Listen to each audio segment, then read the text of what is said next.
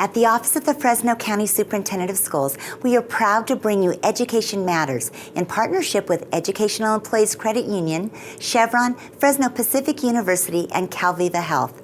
Thank you for watching and supporting positive stories about education. I will be doing your temperature post-respiration. 17-year-old Julian Nguyen says his goal is to one day become a cardiologist. He's getting a good start here at Washington Union High School's Patient Care Pathway. It definitely gives us a heads up for the real world, but I really enjoy how we could actually have a hands-on experience. The Patient Care Pathway was established several years ago to introduce students to careers in the medical field.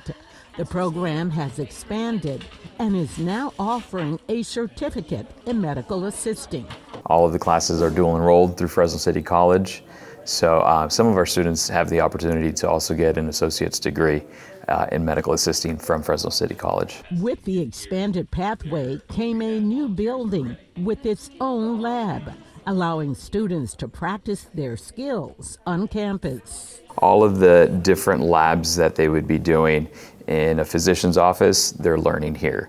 So they're doing ECGs on patients, they're drawing blood, they're doing injections. Coordinator Tony Pena is also using the program to help the public through a unique partnership with 2 doctors. The classroom is being used as a health clinic after school to serve the community. What he's building here at Washington Union and what we were building in the community kind of seemed to fit. And so that's kind of how we joined forces, if you will, to try to kind of bolster medical access to some of the community members here in the Easton area. 2 days a week, Dr. Mario Gutierrez sees patients at the school-based clinic, not only providing basic medical care to an underserved community, but giving students like Julian the opportunity to work alongside a doctor. I think it is so fun, and especially working alongside with them, you could see the different things that